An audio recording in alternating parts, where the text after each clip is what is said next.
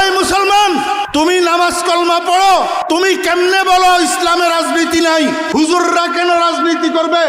এই মুহাম্মদুর রাসূলুল্লাহ সাল্লাল্লাহু আলাইহি ওয়াসাল্লাম রাষ্ট্র পরিচালনা করছেন না করেন নাই? কি রাষ্ট্রের টাকা চুরি করি করি, জনগণের টাকা চুরি করি করি, সন্ত্রাস করি করি, চাঁদাবাজি করি করি রাষ্ট্র পরিচালনা করছে হযরত ওমর ইবনুল খাত্তাব রাদিয়াল্লাহু আনহু, মুহাম্মদুর রাসূলুল্লাহ ইসলামের দ্বিতীয় খলিফা।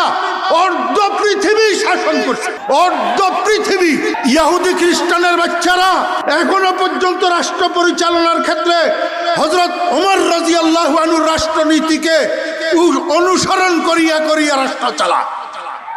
ইসলামের রাজনীতি আছে না নাই?